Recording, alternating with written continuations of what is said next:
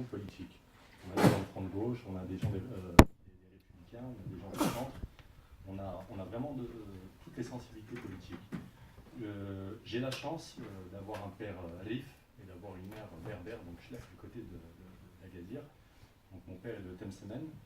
Et effectivement, moi aujourd'hui, je pense être à peu près le plus jeune ici dans cette salle.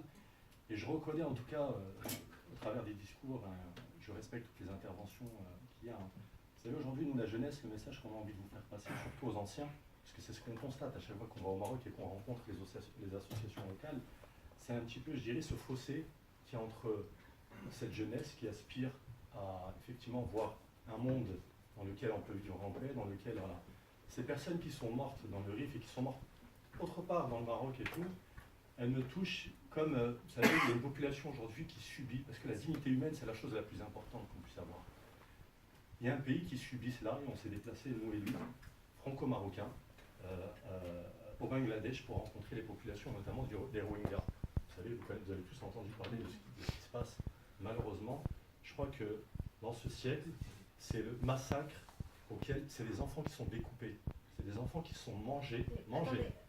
Madame la Présidente, je vais revenir là-dessus. On est là pour parler du Maroc.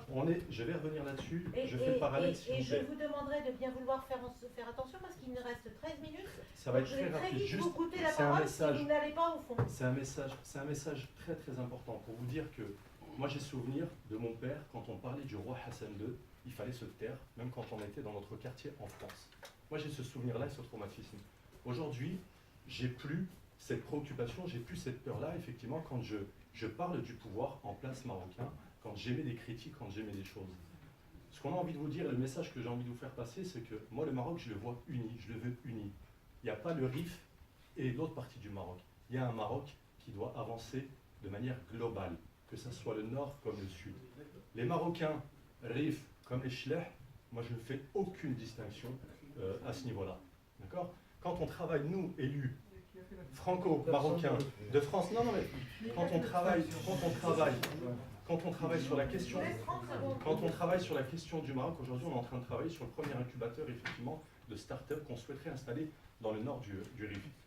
Moi aujourd'hui je vais être très clair avec vous de tout ce que j'ai entendu en tant que Rif, je ne me reconnais pas du tout dans le Maroc que vous décrivez. Je me suis rendu cet été, on a rencontré, il y a des problématiques comme il y en a partout, il y a des situations que vous décrivez qu'on rencontre en France.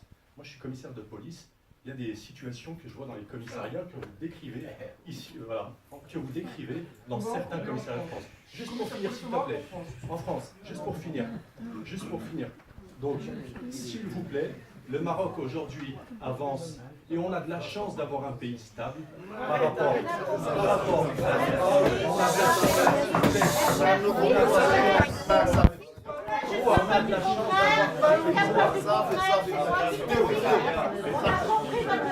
Laissez la parole aux autres. S'il vous plaît, il reste 10 minutes, je vous ai laissé 5 minutes.